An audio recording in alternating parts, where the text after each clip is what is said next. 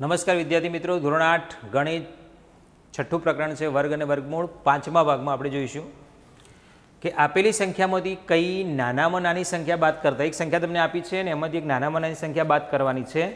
કઈ નાનામાં નાની સંખ્યા બાદ કરતાં નવી જે સંખ્યા મળે એ પૂર્ણવર્ગ સંખ્યા મળવી જોઈએ. કે આપેલી સંખ્યા પૂર્ણવર્ગ નથી એનો મતલબ એવો થયો કે આપેલી સંખ્યા પૂર્ણવર્ગ નથી ને એમાંથી એક સંખ્યા બાદ કરશો તો તમને જે સંખ્યા મળશે પૂર્ણવર્ગ સંખ્યા મળવી જોઈએ અને જે સંખ્યા મળે છે એનું વર્ગમૂળ શોધવાનું છે. તો આપણે આવી એક દાખલો લઈએ, 402. ધ્યાન આપજો. નંબર 1 402. ભાગાકારની રીતે જ આપણે કામ કરીશું. આવી રીતે ગ્રુપ બન્યું. 2 નો વર્ગ છે, તમને ખબર છે 2 ગુણ્યા 2 એટલે 2 નો વર્ગ 4 થાય. અહીંયા આવે 4. ઉપરથી 0 2 આખું ગ્રુપ ઉતારો. હવે તમે વિચારો કે અહીંયા હું 1 મૂકીશ ને તો 41 41 1 અહીંયા 41 થશે. 41 2 થી વધી જાય તો ભાગ કેટલાથી ચલાવવો પડશે? ભાગ 0 થી ચલાવવો પડશે. 0 0 અને 0 એટલે અહીંયા આવશે 0 0. 40 ગુણ્યા 0 એટલે 0 0 થાય અને અહીંયા થઈ ગયા 40.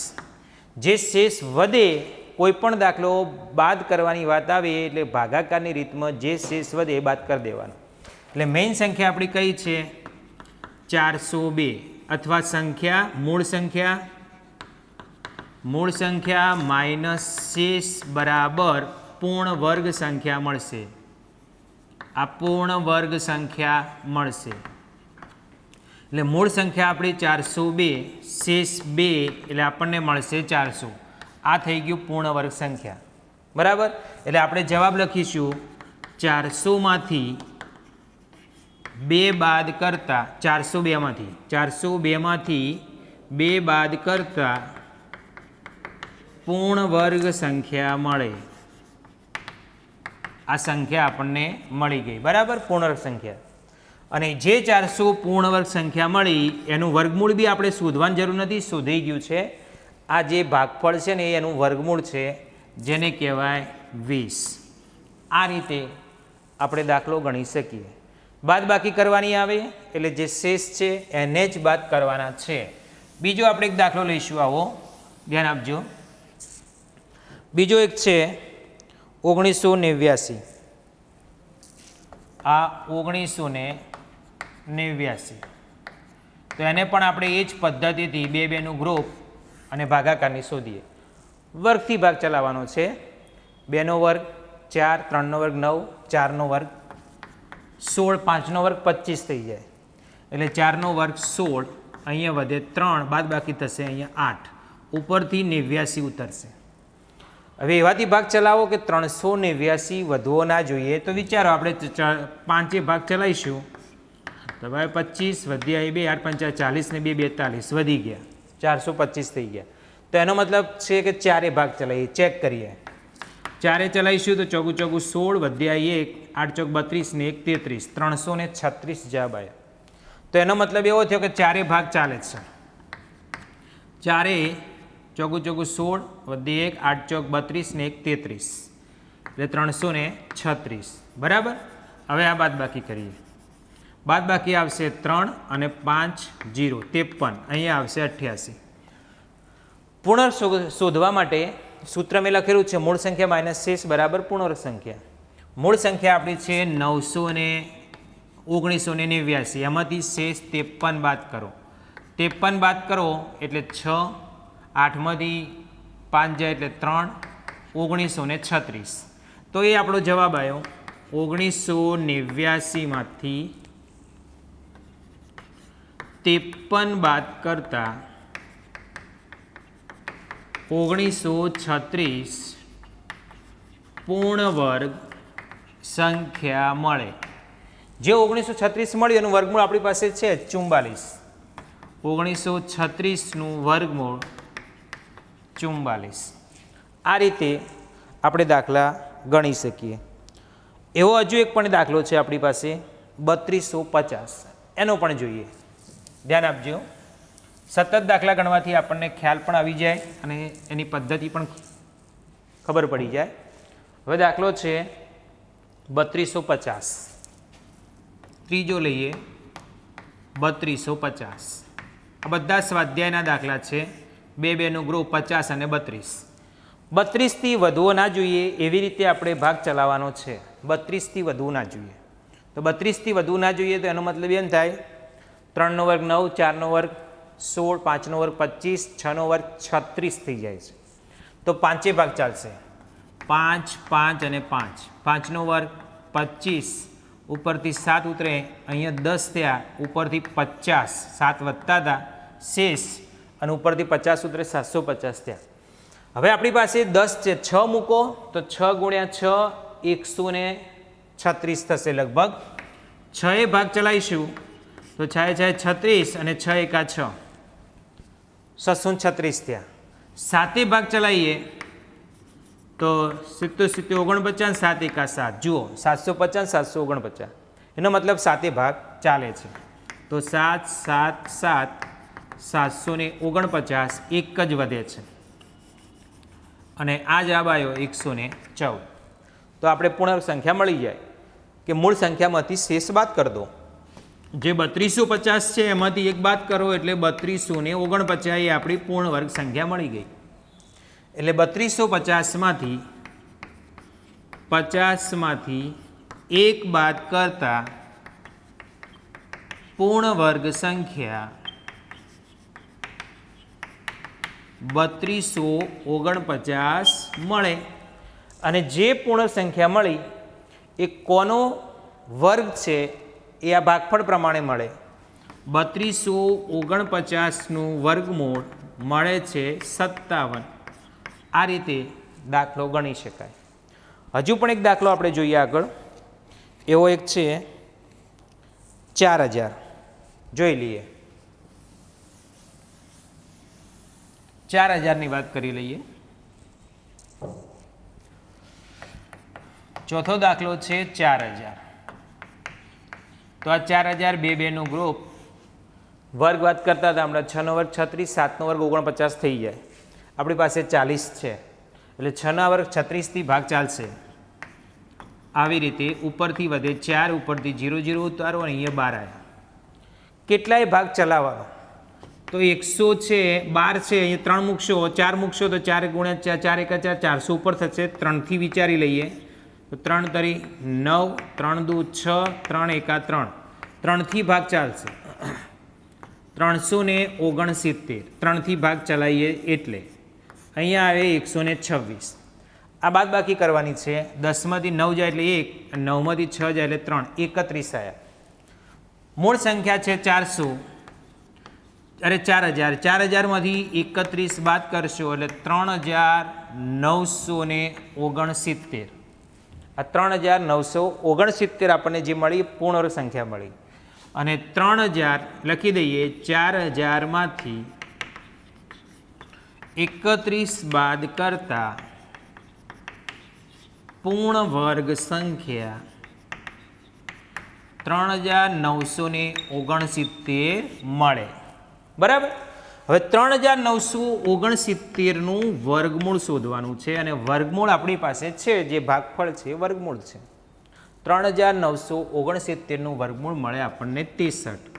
આ રીતે આપણે જે 4 દાખલા જોયા, આ 4 દાખલામાં આપેલી સંખ્યામાંથી કઈ નાનામાં નાની સંખ્યા બાદ કરતાં પૂર્ણ સંખ્યા મળે તો ભાગાકારની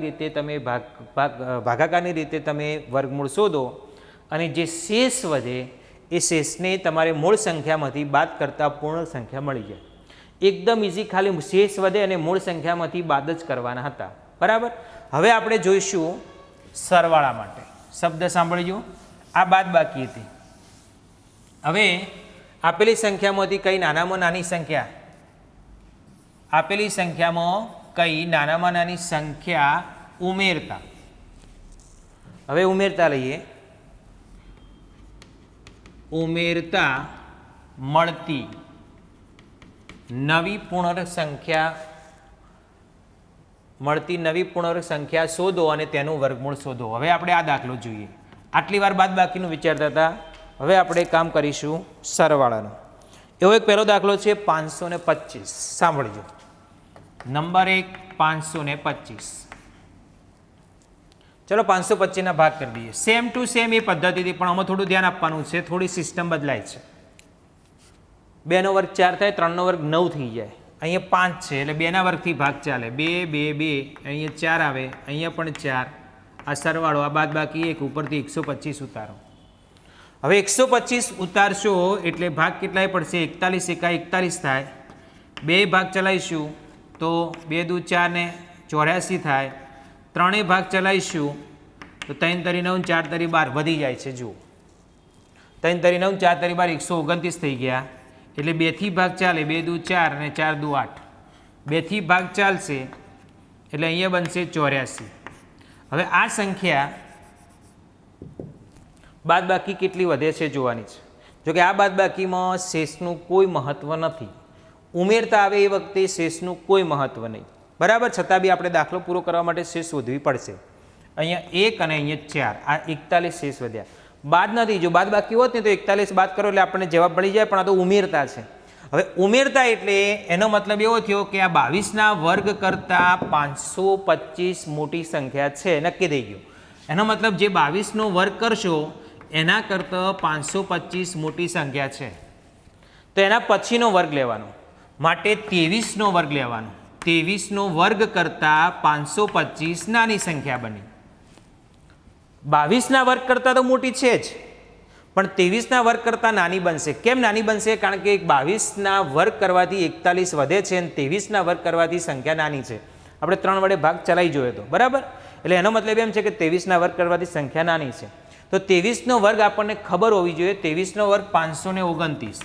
આ 529 23નો વર્ગ થાય. તો જે 23નો વર્ગ છે ને એ સંખ્યા બાદ કરવાની. તો 529 માઇનસ 525 બરાબર 4 આવે. આ દાખલામાં એક જ વસ્તુ ધ્યાનમાં રાખવાની છે. જે સંખ્યા તમારો ભાગફળ આવે એના પછીના વર્ગની સંખ્યામાંથી મૂળ સંખ્યા બાદ કરવાની. શબ્દ સાંભળજો. જે સંખ્યા ભાગફળ આવે એના પછીના વર્ગમાંથી મૂળ સંખ્યા બાદ કરવાની, અને જે આવે એટલા ઉમેરતા કહેવાય. તો 4 આવ્યો તો આપણે જવાબ લખીશું 525માં 4 ઉમેરતા પૂર્ણ વર્ગ સંખ્યા 529 મળે. કારણ કે 525માં 4 ઉમેરો એટલે 529 જ મળે. અને 529નું વર્ગમૂળ હવે આપણે શોધવાનું છે, એટલે એનો જવાબ આવશે 23. આ રીતે કામ કરવાનું છે. બરાબર. હજુ પણ આપણે એક બીજો દાખલો આવો જોઈ લઈએ. ધ્યાન આપજો. બીજો એક દાખલો છે 1825. 1825. હવે આ 1825માં 2 નું ગ્રુપ થઈ ગયું. 1825માં ભાગ ચલાવવાનો છે. કેટલાય ભાગ ચાલશે વિચારો? 4 × 4 = 16 ને 5 / 25. આપણી પાસે પહેલી સંખ્યા 18 છે. 5 / 25 થઈ જાય અને 4 × 4 = 16 થાય તો 4 ભાગ ચાલશે. તો અહીંયા 2 વધે, ઉપરથી 25 ઉતારો ને અહીંયા 8 થયા. હવે કેટલાય ભાગ ચલાવો? આ છે આપણી પાસે 8 છે. જો 3 ભાગ ચલાવો તો 3 તરી 9 અને 8 તરી 24, 249 થાય. એનો મતલબ કોઈ 3 નહીં આવે. 3 મૂકવાથી 43 થઈ જાય. 43ના વર્ગથી આ સંખ્યા નાની છે, એનો મતલબ ફાઇનલ થઈ ગયો. તો હવે હું અહીંયા 2 મૂકીશ. 2 મૂકવાથી 2 દુ 4 અને 8 દુ 16 એટલે 164. 2 મૂકવાથી આપણને જવાબ એટલો મળ્યો 164. આ કરવાની છે બાદબાકી. મેં તમને કહ્યું ને કે આ બાદબાકીમાં કોઈ મહત્ત્વ નથી દાખલો ગણવા માટે, પણ પૂરું કરવા માટે આપણે બાદબાકી કરવી પડે. આ 1 અને 22માંથી 16 ગયા, 4 5 6 61 વધે. હવે તમે સાંભળો. આ જે છે એ 42ના વર્ગ કરતાં 1825 મોટી છે, પણ 43ના વર્ગ કરતાં 1825 નાની છે. બરાબર. 42ના વર્ગ કરતાં તો મોટી છે, પણ 43ના વર્ગ કરતાં નાની છે.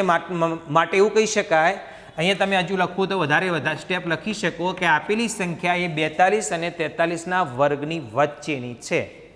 હવે આપણે 43નો વર્ગ અહીંયા લખવો પડે. 3નો વર્ગ 9, 4 તરી 12, 12 દુ 24, ચોગડો વધી 2, 16, 17 ને 18, 1849. અને આ આપણને મળે છે 1825. તો એનો મતલબ એવો થયો 1849માંથી 1825 બાદ કરશો એટલે મળશે 24. તો આપણને જવાબ મળી ગયો 1825માં 24 ઉમેરતા 1849 પૂર્ણ વર્ગ સંખ્યા મળે, બરાબર. અને જે પૂર્ણ વર્ગ સંખ્યા મળે એ કોનો વર્ગ છે તો આપણને ખ્યાલ છે કે 1849 43નો વર્ગ છે. આવી રીતે દાખલા ગણી શકાય છે. હજુ બીજો એક દાખલો આપણે જોઈએ. એક છે 64 બાર.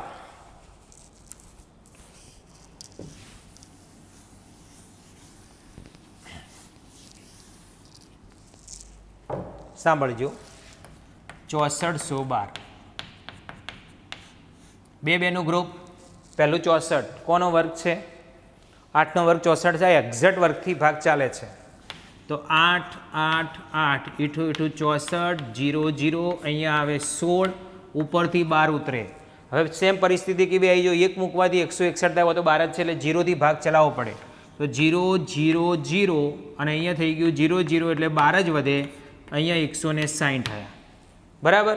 તો એનો મતલબ એવો થયો કે આ સંખ્યા 80ના વર્ગથી મોટી છે અને 81ના વર્ગથી નાની છે, બરાબર. થઈ ગયા.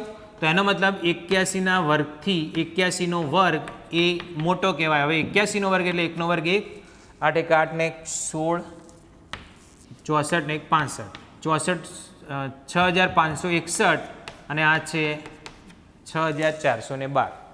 આમાંથી બાદ કરવાના છે. 6561માંથી 6412 બાદ કરવાના છે અને આ બાદ કરીએ એટલે આપણને મળે, ધ્યાન આપજો, 11માંથી 9, 5માંથી 1 જાય એટલે 4 અને 1,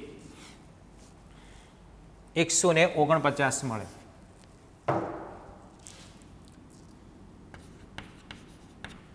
$149.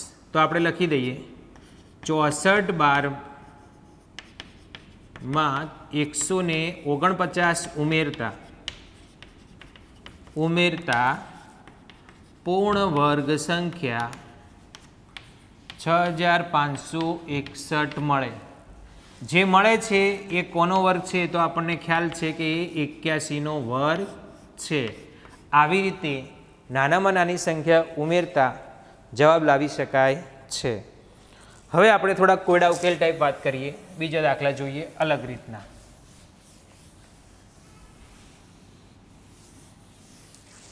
જો અહીં આપ્યું છે 441 મીટર સ્ક્વેર, 441 મીટર સ્ક્વેર ચોરસની બાજુનું માપ શોધો. હવે ચોરસની બાજુનું માપ શોધવાનું છે ત્યારે આપણે એવું કહી શકીએ કે ચોરસ, ધારો કે ચોરસની લંબાઈ બરાબર x મીટર અને પહોળાઈ બરાબર પણ કેટલા મીટર કહેવાય? x મીટર છે. હવે એનું ક્ષેત્રફળ લઈએ.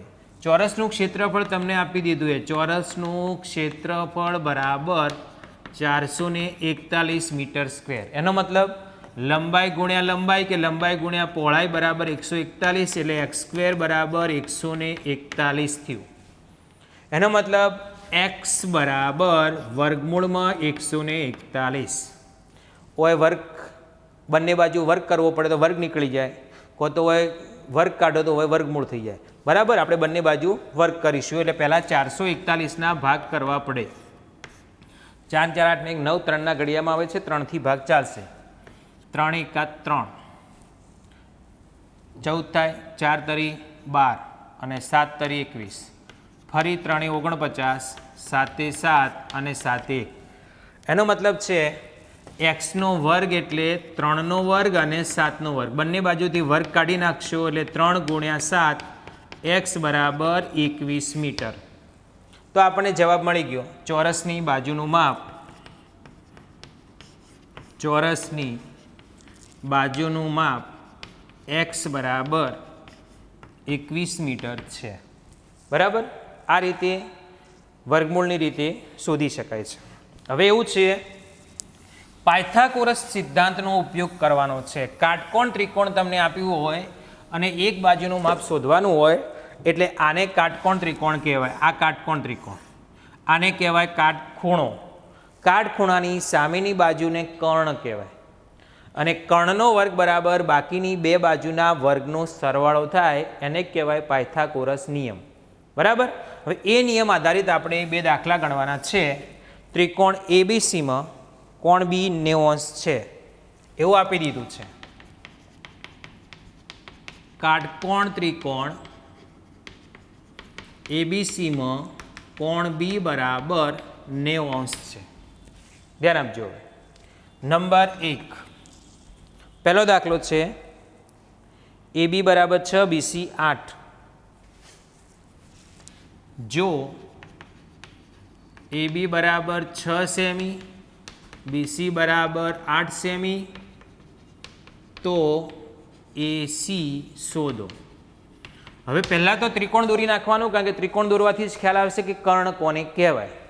તો પહેલાં તો આપણે ત્રિકોણ દોરી નાખીશું અને ત્રિકોણમાં જેવું કીધેલું છે કે કોણ બી કાટખૂણો છે એટલે આ બી અહીંયા મૂકવાનો, તો એ અહીંયા સી અહીંયા. જેનું માપ આપ્યું છે લખીએ AB 6 BC 8 આ શોધવાનો છે. પાયથાગોરસનો નિયમ આપણને ખબર છે, ધ્યાન આપજો. કર્ણનો વર્ગ બરાબર બાકીની બે બાજુના વર્ગનો સરવાળો. બોલાય આવી રીતે, બાકી લખાય એવી રીતે કે કર્ણનો વર્ગ બરાબર એક બાજુનો વર્ગ વત્તા બીજી બાજુનો વર્ગ. બરાબર. પણ બાકીની બે બાજુના વર્ગનો સરવાળો એટલે બાકીની બે કઈ બાજુ? તો હવે આપણે એવી રીતે લખીએ એક બાજુનો વર્ગ પ્લસ બીજી બાજુનો વર્ગ. આવી રીતે આ ગુજરાતી સૂત્ર છે. સંકેત મેં એવી રીતે લખી કર્ણનો વર્ગ એટલે એસીનો વર્ગ બરાબર એબીનો વર્ગ પ્લસ બીસીનો વર્ગ. એબીનો વર્ગ એટલે 6નો વર્ગ, બીસીનો વર્ગ એટલે 8નો વર્ગ. 6નો વર્ગ 36 થાય, 8નો વર્ગ 64 થાય, બંનેનો સરવાળો 100 થાય. પણ આ 100 આપણને એસીનો વર્ગ મળ્યો. એનો મતલબ 100 કોનો વર્ગ છે? એસીનો વર્ગ એટલે 100 તો 10નો વર્ગ છે. એનો મતલબ બંને બાજુથી વર્ગ નીકળી ગયા. એસી બરાબર 10 સેન્ટીમીટર. આવી રીતે પાયથાગોરસ પ્રમેયની મદદથી ત્રણ બાજુ જે કાટકોણ ત્રિકોણની ત્રણ બાજુ છે, બે બાજુને કર્ણ, એમાંથી કોઈ પણ બે બાજુનું માપ આપ્યું હોય તો ત્રીજી બાજુનું માપ સહેલાઈથી શોધી શકાય છે. હજુ પણ આપણે એક દાખલો આવો જ લઈએ, ધ્યાન આપજો. બીજો છે AC 13 BC 5. જો AC બરાબર 13 સેમી BC બરાબર 5 સેમી તો AB શોધો. કોઈ પણ દાખલો ગણતા પહેલાં આકૃતિ દોરવી પડે, કારણ કે આકૃતિ દોરવાથી જ આપણને ખબર પડે કે કર્ણ કયો છે. બરાબર. આ આપણે આકૃતિ દોરી તો ABC, કારણ કે આ કાટખૂણો છે. અહીંયા 13 આપ્યો છે, BC 5 આપ્યો છે, આ શોધવાનું છે. હવે આમાં પણ ત્રિકોણ એબીસીમાં આપણે લખી શકીએ, લખવું હતો ત્રિકોણ એબીસીમાં કોણ બી બરાબર 90° છે. કાટકોણ ત્રિકોણમાં કર્ણનો વર્ગ બરાબર બાકીની બે બાજુના વર્ગનો સરવાળો, અથવા બાકીની બે બાજુના વર્ગનો સરવાળો બરાબર એબીનો વર્ગ વત્તા બીસીનો વર્ગ બરાબર એસીનો વર્ગ થાય. એબીનો વર્ગ માપ નથી આપ્યું, શોધવાનું છે. બીસીનો વર્ગ એટલે 5નો વર્ગ અને આ 13નો વર્ગ. ધ્યાન આપજો. બરાબર. અહીંયા છે એબીનો વર્ગ પ્લસ 25 બરાબર 169. બરાબર. 5નો વર્ગ 25 ને 13નો વર્ગ 169 થાય. હવે એબીનો વર્ગ બરાબર 169 માંથી 25 જતા રહે, કેમ કે આ 25 ધન છે અને જમણી બાજુ લઈ જો એટલે ઋણ થાય, તો બંને બાજુથી 25 બાદ કરતા, એટલે એબીનો વર્ગ બરાબર 144. તો એબી બરાબર એબીનો વર્ગ એટલે 144, 12નો વર્ગ છે, એટલે એબી બરાબર બંને બાજુથી વર્ગ કાઢી નાખો એટલે એબી બરાબર 12 સેન્ટીમીટર આપણને મળે છે. બરાબર. આ પદ્ધતિથી આપણે કોઈ પણ ત્રણ બાજુ પરથી બે બાજુના માપ આપ્યા હોય તો ફરી કહું છું કે ત્રીજી બાજુનું માપ આપણે શોધી શકીએ છીએ. આવો બીજો એક કોયડા ઉકેલ છે અને એવું કહેવામાં આવે છે, શબ્દ સાંભળજો, કે ટોટલ એક નિશાળમાં 500 વિદ્યાર્થીઓ છે. સાંભળજો, કુલ 500 વિદ્યાર્થીઓ છે. દરેક હારમાં હાર જેટલા વિદ્યાર્થીઓ ગોઠવતા કેટલા બાકી વધે. આ દાખલો એવું કહે છે કે ટોટલ 500 વિદ્યાર્થીઓ છે. 500 વિદ્યાર્થીઓને હાર પ્રમાણે ગોઠવવાના છે. જેટલા હાર છે, દાખલા તરીકે 10 હાર થાય તો એક હારમાં 10 વિદ્યાર્થીઓ જ હોવા જોઈએ. 50 હાર થતી હોય તો એક હારમાં 50 વિદ્યાર્થીઓ થવા જોઈએ. એનો મતલબ હાર અને કોલમ સરખી થવી જોઈએ એવું કહેવામાં આવે છે આ પ્રશ્નની અંદર. તો આપણે પહેલાં એનું ભાગાકારની રીતે કેટલા હાર છે શોધી લઈએ. 500, 2 અને 1 આવી રીતે ગ્રુપ બને. 5 કોનો વર્ગ છે તો 2નો વર્ગ 4 થાય, 3નો વર્ગ 9 થાય. 2ના વર્ગથી ભાગ ચાલે છે તો 2, 2, 2 એટલે અહીંયા 4 મૂકીશું. અહીંયા આવશે 4, ઉપરથી એક ગ્રુપ ઉતરે એટલે 100 થયા. હવે 4 છે, જો 4 એકે ભાગ ચાલો તો 41 એકા 41 થાય. 2થી ભાગ ચાલો તો 42 દુ 84 થાય. અને 3થી ભાગ ચલાવો તો 3 તરી 9 ને 4 તરી 12, 129 થઈ જાય, જે વધી જાય છે, 100થી વધી જાય છે. એનો મતલબ 3થી ભાગ ચાલશે નહીં, 2થી ભાગ ચાલશે. તો 2થી ભાગ ચાલે એટલે ટોટલ 84 અને આ બાદ બાકી આવી 16, અહીંયા આવે 44. સરવાળો કરવાનો છે. એટલે હવે આપણને એક પ્રશ્ન મળી ગયો કે 500 વિદ્યાર્થીઓમાંથી 22 હાર બનશે અને દરેક હારમાં 22 વિદ્યાર્થીઓ રહેશે. કારણ કે 22 ને 22 ટોટલ થયું, 22નો વર્ગ કરો એટલે 22 હાર અને 22 વિદ્યાર્થીઓ એટલે 484 થઈ ગઈ સંખ્યા. બરાબર. અને જે શેષ વધે એટલા વિદ્યાર્થીઓ બાકી વધે. આપણી પાસે 16 શેષ વધે છે તો 16 વિદ્યાર્થીઓ શું રહે છે? બાકી વધે છે. તો લખી દઈએ 500 વિદ્યાર્થીઓમાંથી કુલ 22 હાર બને અને દરેક હારમાં 22 વિદ્યાર્થીઓ હશે. ત્યારે 16 વિદ્યાર્થીઓ બાકી વધે છે. કારણ કે 22 હાર બનાવવાથી અને 22 વિદ્યાર્થીઓ ગોઠવવાથી 16 વિદ્યાર્થીઓ વધે છે. એ 16 વિદ્યાર્થીઓને આ 22 હાર પ્રમાણે આપણે ગોઠવી શકતા નથી. આ રીતે દાખલો ગણી શકાય છે.